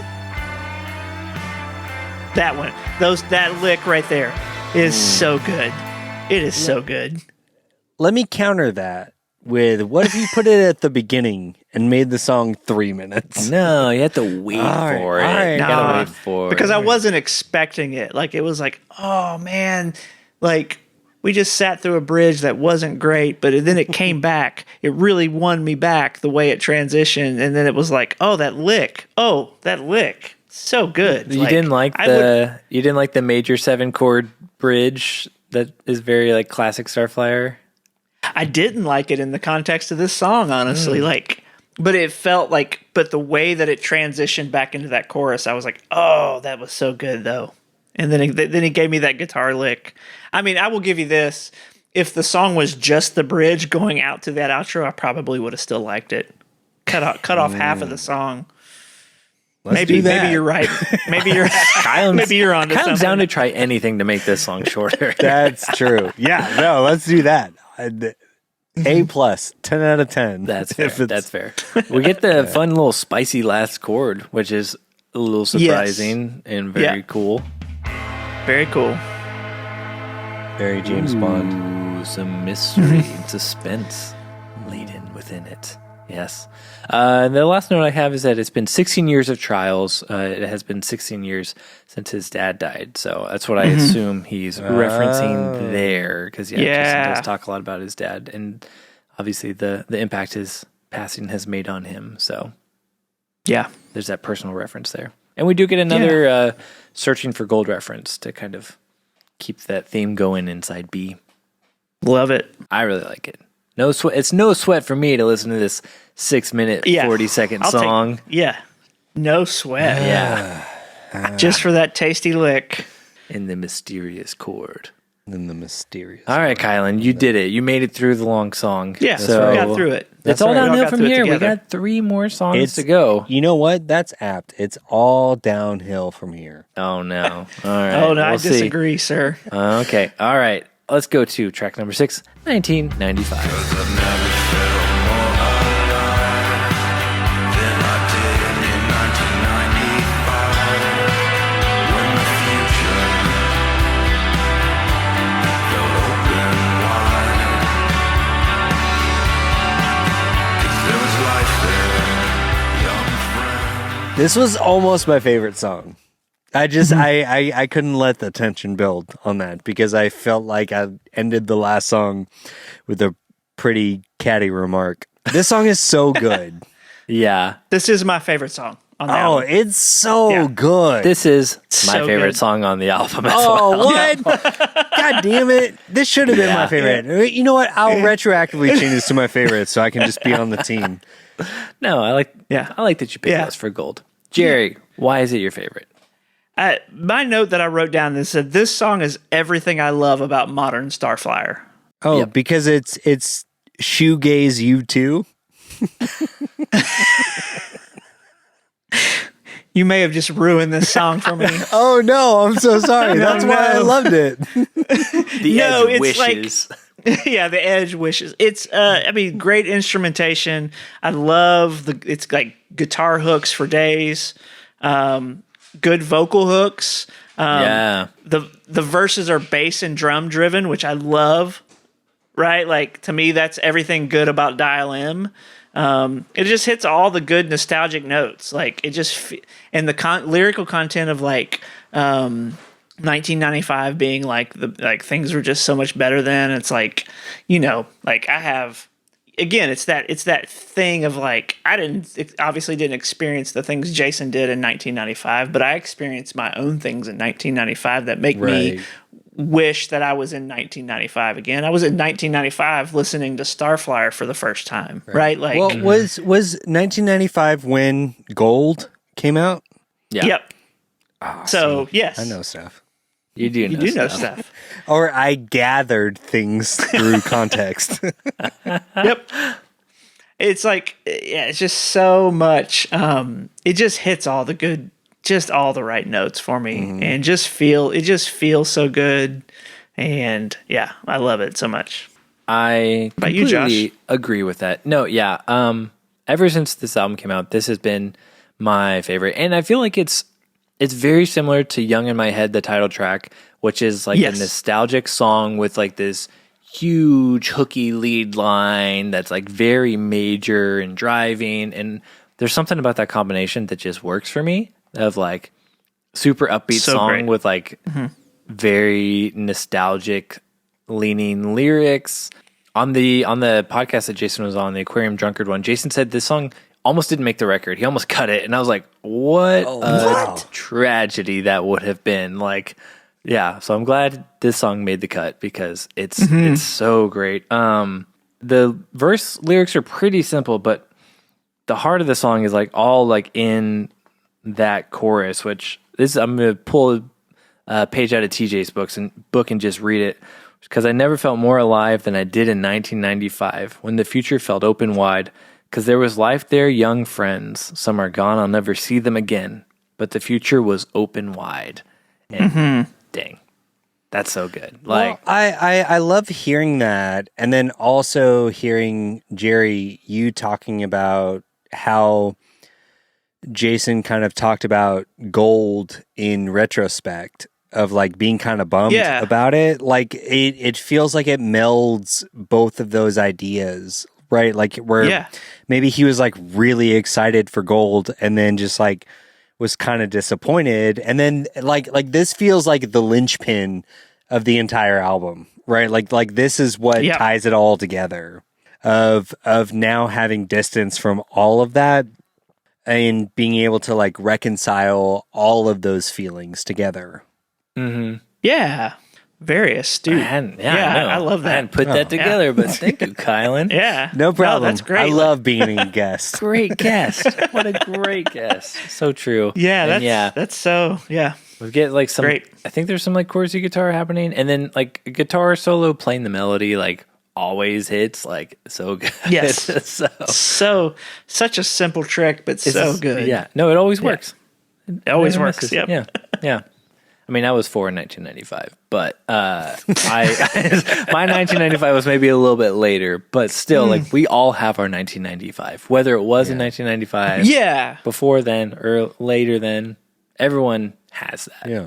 Yeah, I think that's a good point. Like even to like just to even further be on the nose a little bit with like the plainness of Jason's lyrics is like you don't like it doesn't matter that you weren't like yeah, you were born in 1995, but yeah, you have your own 95 where it's like where things were like where your world was open wide, where like I don't know, just thinking like just knowing what I know about like Starflyer's history, and it's like hearing him talk about friends that are no more, and it's like, you know, I think he's obviously referencing Gene Eugene because he worked on, you know, that's when Gold was when he started working with Gene a little bit more exclusively, and yeah, like we all have those times where it's like, man, things were great. The world felt like it was at my fingertips. Like I was just like it was wide open. It doesn't, it touches on that feeling of being young and like kind of having your whole world in front of you. And I like in the chorus of like how you can look at it two ways, because like he's saying because there was life there. Like there was life there were young friends and some are gone. But I also like it as like there was life there and he like addressing young friends. Like where you're at like right now is like this is also your 1995. Like and like maybe like recognize that as well. Like because there's life here. You have friends that some will be gone like later in your life and you'll be looking back to this time as well. So I like that it kind of works both ways on however you want to interpret that of him talking about his life, but also like instructing the current generation and anyone listening to the song to treasure to make this moment. This moment could also be your 1995 is the song, maybe what the song is telling us. Yeah. So yeah, I love like that as well. Well, almost your favorite song, almost across the board favorite song, but you know what? Totally fine. There's only one of us that seems strange now because it wasn't their favorite song. So okay, let's move on to track all 7. right. No, I'm glad Lust for Gold was your favorite song. It's a great song. Sure, I'm glad. A good one. Sure. Track number 7. Everyone Seems Strange. 'Cause everyone seems strange. 'Cause everyone seems strange. 'Cause everyone seems strange. 'Cause everyone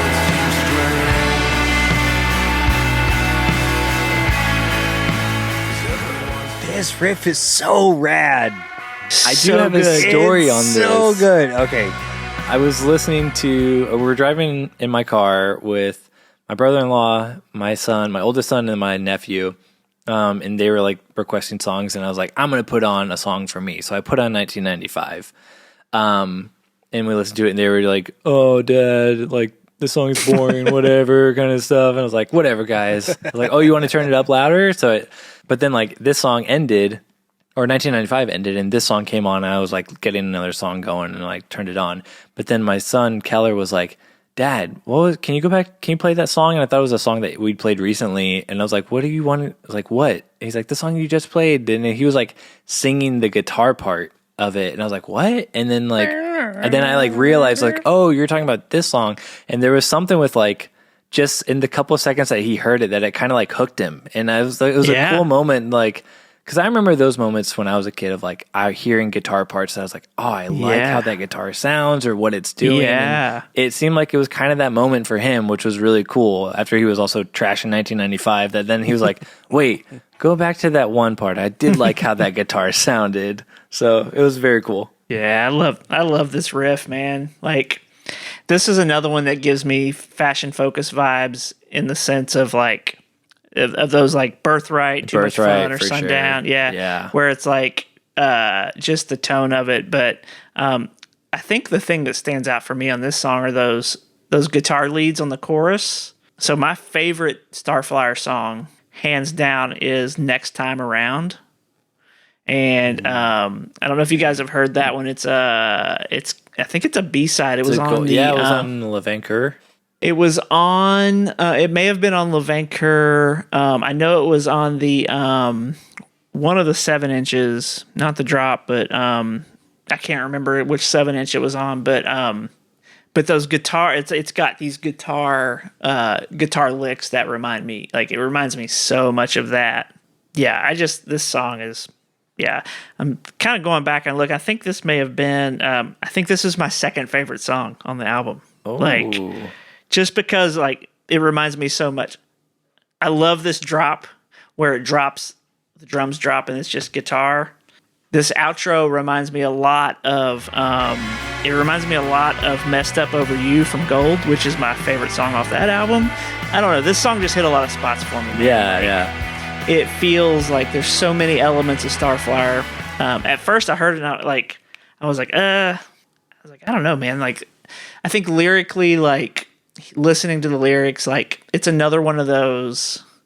He's just speaking very plainly, and it's obviously to me about friends of his who've deconstructed or doing their own thing, or people that have gone kind of off the deep end maybe a little bit. Right. Mm-hmm.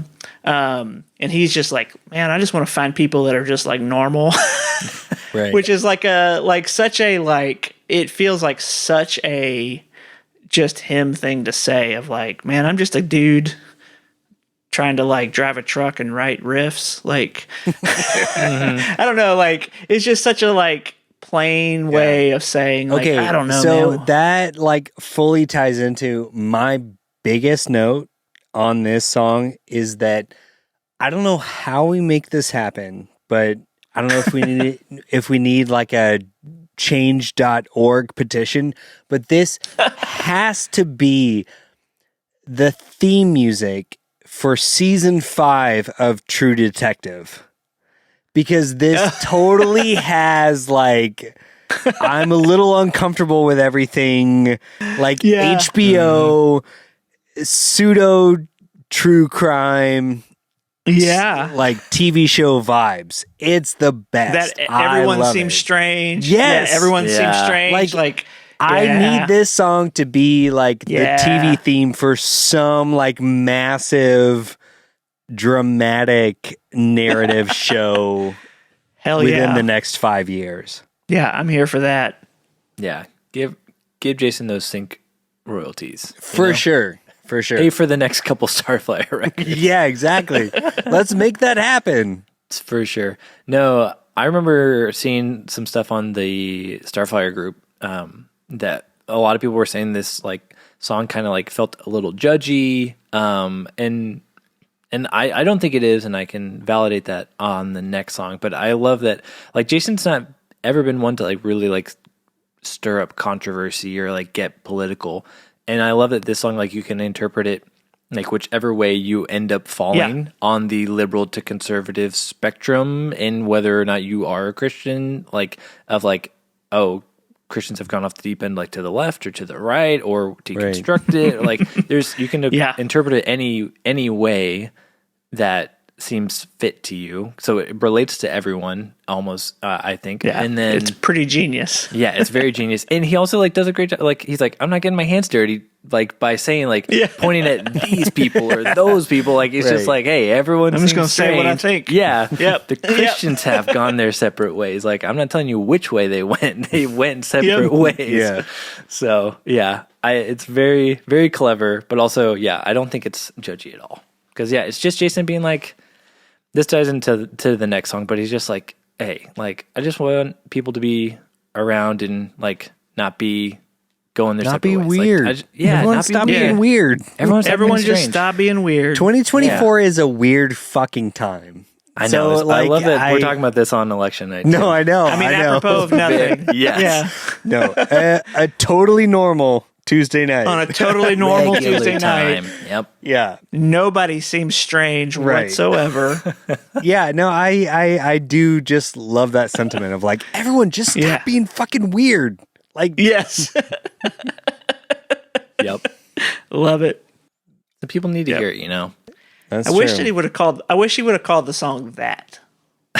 Right. Yep. Everyone stop being fucking weird. Fucking weird. Yeah, yeah. That would really get people's attention. And still True. keep it at track 7. So you're like, whoa, he's saving it till the end.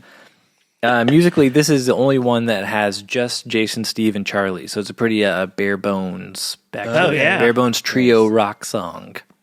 Love it. And it is also just 3 lines basically with a few different phrase variations in there. So this is definitely the most dispersest of lyrics on the record.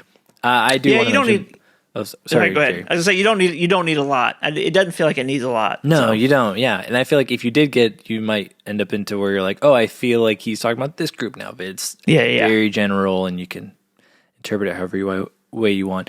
I do want to mention before we end up this show that I'm referencing the lyrics from my Lust for Gold picture book that I got with the pre-order as well. Fancy, so. Yeah. Good, flash my little Starflyer cred there. So, all right. Bragger. Well, anything else on Everyone Seems Strange?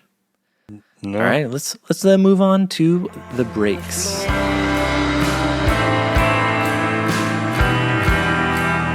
But no one really stays. They're going their own way. 'Cause Unfortunately, I didn't finish my notes for this song because I was just looking at my notes and all I wrote is "da breaks," and I don't know what that means. I think I was trying to write something else and then got distracted. This is a good song though. Yeah, I love that lick, that guitar lick at the beginning. Yeah, it's So good. This is a dial M track, man. Like to me, like so dial M could fit right in there. Kind of has a little bit of Americana, leans Americana on the outro to me, but like I just love this is another story song where it's like I want to know like what his buddy said that was so funny, like right, like I'm like completely hooked. Like I want to know. But also, I kind of love that, like, we can't, right? Like we can't know. Yeah, Just we for can't. Jason. Yeah. Jason and It his won't buddy be to know. funny. Yeah. Yeah, it won't be funny to us at all. Like, yeah, such a good. Yeah, I just. This is the perfect way to end this album to me. Is just like Absolutely. Again, so like hits all the right nostalgic notes, but I don't know, man. Yeah, it's a good one. Well, I think it's because we've had this whole record of him being very nostalgic for 1995 and for like looking for gold metaphorically and also like what that record was for him and like maybe you're interpreting that as like musical inspiration or like where he was going and feeling like so like we've had this whole record of nostalgia and things that he's looking for and then we get to the last song and it's like it's the people that Jason misses right. of getting those times with his brother and with his buddy and he just wants to and like this ties into I think Everyone Seems Strange like he just wants to just be in a place where he just has the people that he loves with him and he's like he recognizes though that like people like have to move on they have to like no one really stays they're going their own way like people are always coming in and out of your life which is great and also can be a bummer and Jason's just like bummed about that he's like I mean I just wish all the people were in my life and it's like I don't know that feels like a perfect like it's about the people of why those times were great it's and weirdly exactly the message I needed to hear on this totally normal Tuesday night. Totally normal Tuesday night. Tuesday night. It's all about the people. Yes. Yeah. Man, what a way to wrap it up, Jason. No, Thank I you. know. I know. It's such a good closing track. And them they are the breaks, man. Like The breaks. and like them they are the musically, breaks. the like how the chord changes hit in the chorus is so like it fits lyrically with it too because it just gets you right in the soul, right in the feels. And the outro of the song is super beautiful as well because he hasn't had like his traditional kind of like where he does like a extended kind of outro where I'm going to build it on like the 1-5-4 kind of thing, and like we'll have like this long outro. But this we kind of get a little bit of that. We get some good layering. There's some vocals in there of like Jason even providing some like vocal layers to go along with the guitar as well. Yep. Which is just like a great moment to like, this is the last moment on the record, but we're still adding cool new layers and stuff in there. So yeah, I love that. Like, I love that you mentioned like he doesn't do that a lot with the like kind of like the extended outros where it's just kind of a simple progression where he's layering on top. But to me, that was a hallmark of that Gold album, and it pokes its head like. He does that several times on this record, which is like to me such a cool like. That's the most like comforting is the word maybe like when I like hearing those things. That's what I loved about Gold so much was I spent so many hours just like in my headphones getting enveloped by those like long outros and guitar solos where it's like 3 or 4 guitar leads going in my ears and it's just getting lost, and it's hearing him revisit that a little bit. He doesn't do it often, and hearing him kind of hit some of those beats on this album, specifically on this track to wrap it up. But there's a few other places on the album where he does that, and it's just like, oh, this is fun to come home to a little bit. So yeah, controversial take from us here at Dial M for Martin. Lust for Gold, pretty good album. Pretty good album. Yeah.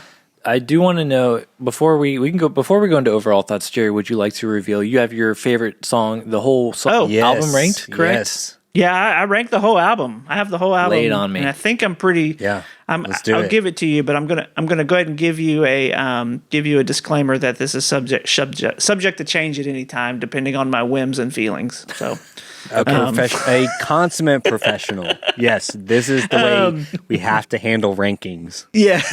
Yes. To even get me to rank anything is like the worst. You brought it to us too. We didn't ask you to do this. I know. You didn't brought even it ask me. of your own free will. Just in case, but it was the worst. I inflicted this on myself. No, it was great. So I'd say 1995 is my favorite track. Everyone Seems Strange would be number 2.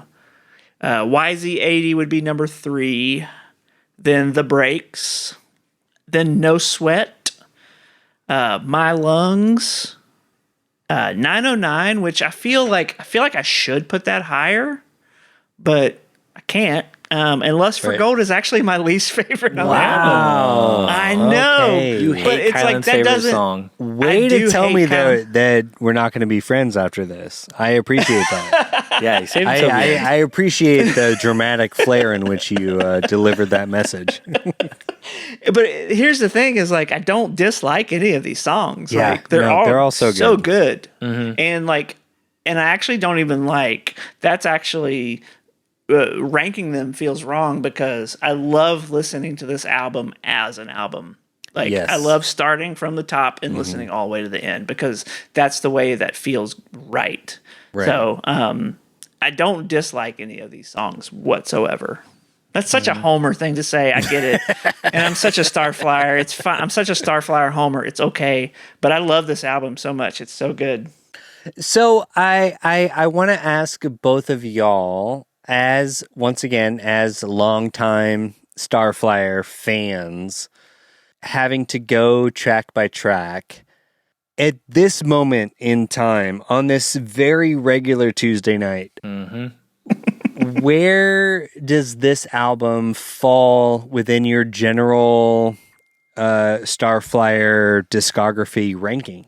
Like, is it still so new that you're still really excited about it? Does it kind of fall somewhere in the middle? Like, where does it land? I think it's too new for me to rank as far as an album in the like pantheon, because I would probably rank it higher than it actually is because I love it right now because I've been listening to it a lot. Because it's the newest thing.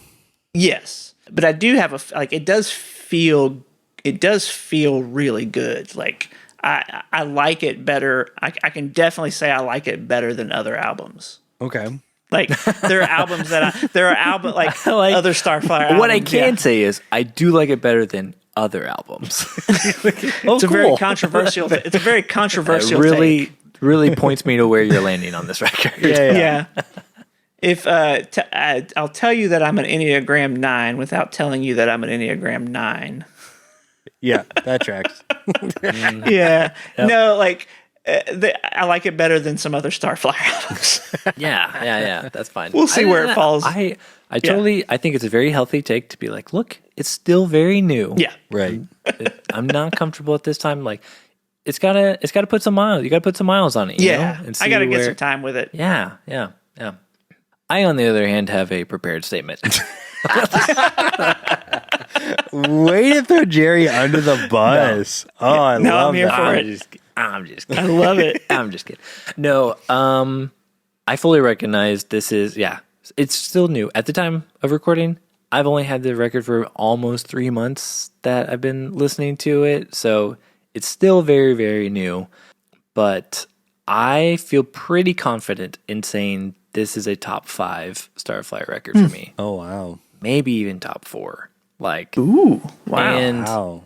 It's exactly what we were talking about earlier of moving forward musically, like as a musician, and reaching backwards. Like it's the perfect blend of both of those.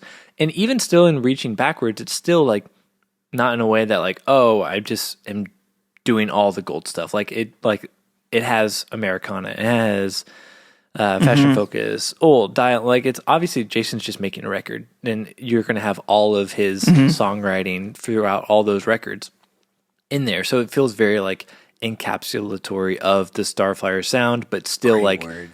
Encapsulatory. Yes, thank you. And then also of moving forward, and like I said before, like all the songs lyrically, like they hit. There's a purpose for them lyrically, and I think even hit harder than some of all this record hits in a way that I don't think few Starflyer records do lyrically. Like every song feels very purposeful and like get you where it needs to get you. I feel very confident in saying that I don't think I'm in a honeymoon phase still. I think it's just an important record, and I think that as a Starflyer fandom, collectively, we've all been like, yeah, this is a very important Starflyer record, and Jason and team crushed it in making a very classic, an instant classic record. I'm glad to hear you speak for the entire fandom. I am. feel Yeah, like I'm going to that's take this very opportunity, and I mean, I've do been so. sold. I'm inspired. I agree. I'm on board now. No, me too. It's totally in my top 4 Starflyer records. Yeah, how many records do you listen to, Kylan? 5. Oh, there you go. Boom. You like it more than others, like Jerry. Yes, does. exactly. I'm going to take pieces of what both of y'all said and craft my own Starflyer theology. Yes. I like it more than some, not as much as others. Yeah. Wow. Can't wait to get into what those others are. Yeah, Kylan, do you have anything you want to say for coming to this record? Obviously, it's a new record, but coming to just experiencing it as like a newer Starflyer listener? Yeah, man. So as of now, the first Starflyer record is the only record in which I've done the sort of like CJN, like I'm going to try to like sit down and listen objectively experience that I've had. The first and the last. You got the bookends. Yeah. I really love Young in My Head. And a big part of that for me was the lyrical content. And I know this is so wild for people listening to the show that I like how focused I am on lyrics. But Josh, I agree with everything that you said. Like, to me, this feels like kind of the most like laser focused lyrically I've seen Jason Martin from my very limited experience. I definitely think there's a place for music where the lyrics are just sort of another element But I think my biggest problem with that first record was with how kind of throwaway all of the lyrics were. It was just like so much vibe. And this has a lot of that vibe instrumentally, but it feels like he's really trying to communicate something on this record. And I think it just really hit me in a really specific place this week in particular, like trying to pull all of the very limited context that I have from like what Starflyer was, and then like I said, like having his son like be on this record. Like I may have been pulling a little more than he intended, but I don't think so. I think it all just kind of melded into this not sappy but still nostalgic record that I really love. Yeah, I think this record is great. 10 out of 10, no notes. Woodskate. No sweat. No sweat. Yeah, no sweat. A little less. Maybe a little more sweat you need, or a little, I don't know. This is more or less you need. Less sweat. Yeah. Less no sweat. Yeah. So more sweat. Yes. Less of no sweating. Yeah. Less More than sweat, no but sweating. less sweat. Less sweat than other sweat. Yes, There's other exactly. sweat that- Exactly. yeah. There's more sweat on other records and then less sweat on other records. On other records, I'm gonna stand firmly on this fence. Yep. I mean, I don't need you to explain any further. Perfect. The I picture feel couldn't like be more clear for me. exactly. I feel like I communicated where I'm at in Yeah. exactly the way that I wanted to. The end. Amen. So good. Well, we did it. We listened to Lust for Gold, the 17th LP from Starflyer 59.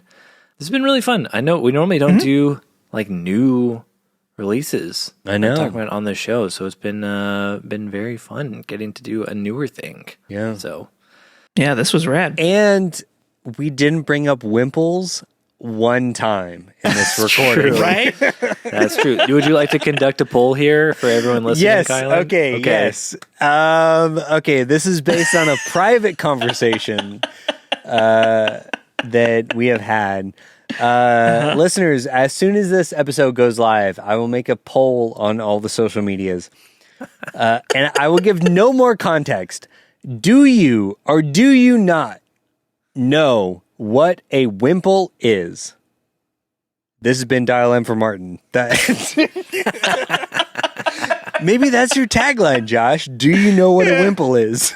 That's it. That's what I've been looking for this whole time. That's what you've been looking for. That was your lust for gold. Yeah. Yep. Your lust for wimples. Your lust for wimples. And to see if anyone knows what they are. Only science will tell us. That's true. I know I'm going to be proven wrong, but it's fine. Yeah, there's going to be a couple of people out there that have been waiting Yeah. for someone to ask them what a wimple is. So like, I know for Yeah. sure. And most of those people are me. Yep. It wasn't Jerry and I. If It you're was out there not. wondering, Jerry and I were not one of the No, people. that no know. idea. No clue. Yep. I think that's about going to do it for us. Is anyone, Jerry, do you have anything you want to plug while you're here? Anything you want to talk about? Yeah, I don't. On this regular Tuesday? No, I don't think so. Just on this regular Tuesday, I'm This just regular trying to. Tuesday. This regular Tuesday night, I'm just trying to stay hydrated. There you go. It's good. It's good. Josh, are you going to ask me for plugs? What? I'm a would you guest. like to, I would like to you plug are a things. guest. Yeah. Yeah. What was I asking Yeah. our host to plug? Yeah. I know. Weird. That's weird. What kind of podcaster am I? Kylan, as our esteemed and honored guest, do you have any plugs? Yes. If you're listening to this, if you haven't heard, I'm part of a Wimples. podcast. Oh. If you have not heard of Wimples, let's talk. DM me, please. I'm part of a podcast called Church Hymns Now, which is really fun. Check 'em out. So our whole thing is we deep dive into Christian music from the 90s and 2000s. We're former youth group kids and current music nerds. It's really fun. If you hate all of that, also maybe check out In Defense of Kesha, which is another podcast that I have. There's also 1,000 other podcasts I'm part of. It's true. So I guess my the biggest thing I want to say to people, and I hope that this comes across in a timely manner, please, for the love of God, vote in 2024.